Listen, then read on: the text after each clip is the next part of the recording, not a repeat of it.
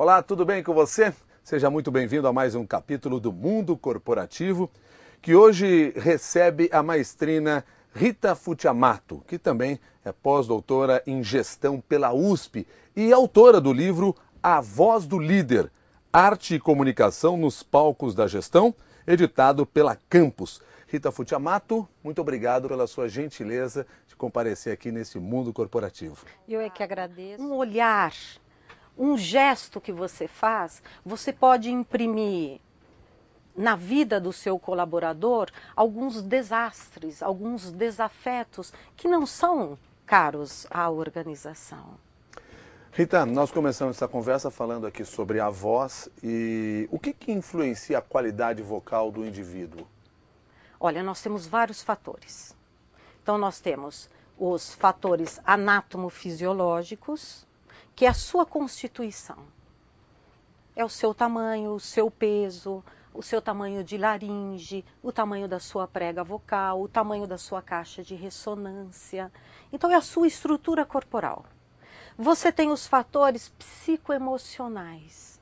Quer dizer, como constituiu, como você agregou à sua vida, a sua experiência.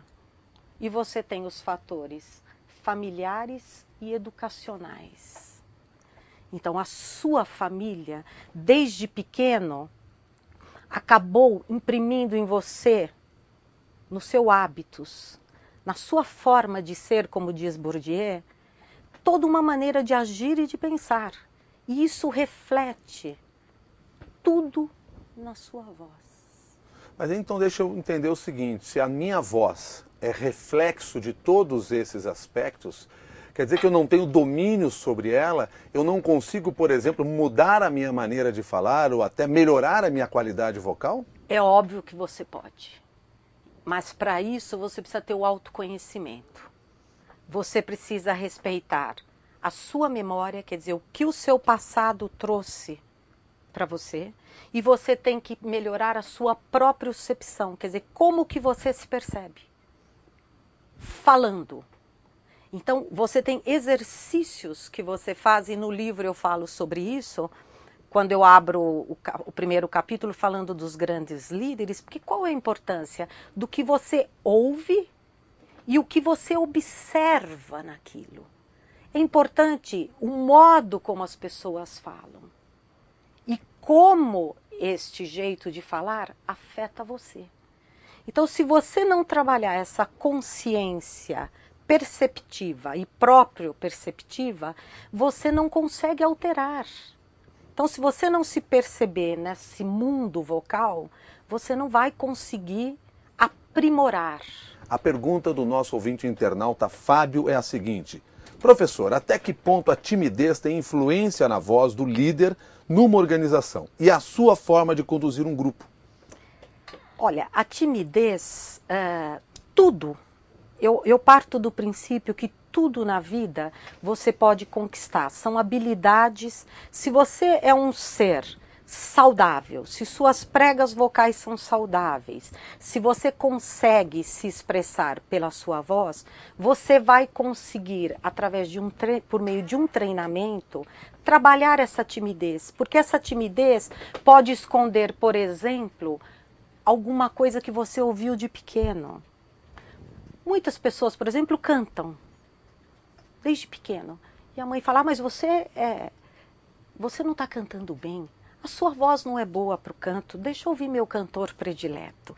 Então você teve alguns traumas, pequenos traumas, que fizeram com que você deixasse que a sua voz fluísse, a sua postura, os seus gestos, a sua expressão corporal. Então você precisa detectar, e através da anamnese, quer dizer, de você rememorar o seu passado, você pode descobrir o que te impede de ser mais expansivo, pelo menos profissionalmente. Então faz parte de um treinamento. Então habilidade você adquire, nós somos seres exercitáveis, sempre seremos. A voz pode prejudicar então a ascensão profissional de um gerente? Pode, se ele não tiver consciência disso, se ele não se ouvir.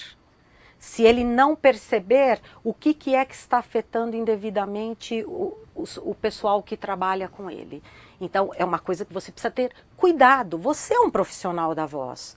Um executivo, um gerente, um orador, um professor, todos somos. E todos estamos nos comunicando, seja por palavras ou por ações. E nesse sentido, a filósofa Hannah Arendt, a filósofa alemã, disse o seguinte, que através da ação e do discurso, você tem o seu segundo nascimento. Então significa que você se expõe ao mundo pela sua voz, pelo seu discurso.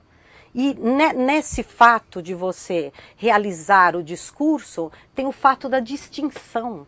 É onde você se distingue como sendo o Milton, uma pessoa singular, e eu a Rita. Então, a voz é parte inerente nossa. Ela é a nossa identidade, ela mostra a nossa identidade. Necessariamente não está relacionado à questão da pessoa ter uma voz mais aguda ou uma voz mais grave, essa questão de se projetar como líder, ou sim? Olha, eu comentei com você dos fatores que definem uma voz. Então, a estrutura corporal, o tamanho de laringe, de prega, já vai definir o seu timbre de voz. Então, se você é mais grave, se você é mais agudo, só que você tem o aprimoramento das nuances vocais, que você pode realizar ao longo de sua vida. Então, eu posso falar mais baixo. Eu posso falar, ser mais incisivo e dizer Milton, mas não é dessa forma que você age. E da mesma forma eu posso dizer, Milton, mas por que você fez isso? Não precisava. Então você tem várias formas de trabalhar uma dinâmica fonatória. Uma forma de produzir e de conquistar e de saber usar o quê? Como usar aquele contexto a seu favor. Bom, deixa eu aproveitar mais uma pergunta de agora, por 2 ou 3 vezes aqui, nos vários exemplos que você nos trouxe nessa conversa, a percepção que eu fiquei é, o corpo fala. Fala. Porque Sempre. eu não sou só a voz, então. Não. Eu sou um ser. E este ser é que se comunica. Então, a postura que você tem, o olhar, os gestos, isso o maestro pode ensinar muito bem. Porque o maestro de um coro, ele não canta, mas ele faz as pessoas cantarem. Mas ele sabe cantar. Ele tem que saber cantar. Então, um executivo, ele tem que saber, um gerente, ele tem que saber a noção do que ele está pedindo. Um maestro de orquestra que pega uma batuta, empunha uma batuta, ele não toca nenhum instrumento. Ele faz os outros executarem. E o Mintzberg, um estudioso da administração, acaba colocando o seguinte, que trabalhadores do conhecimento estão mais dados à inspiração e não à supervisão. Então isso é um grande ensinamento para as organizações.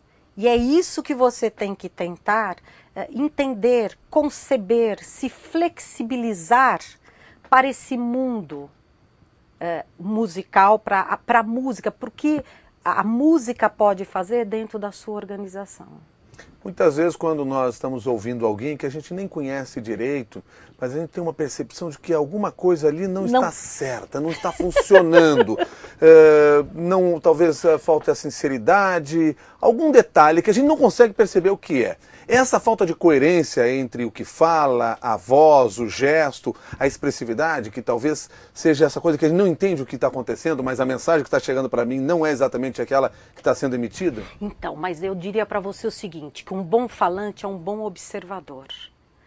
Então, se essa pessoa te passa uma impressão de falta de sinceridade, ou de falta de coerência, ou o timbre não casa, ou a dinâmica não é boa, é porque ela não conseguiu trabalhar, ou porque a mensagem que ela está querendo te passar realmente seja essa.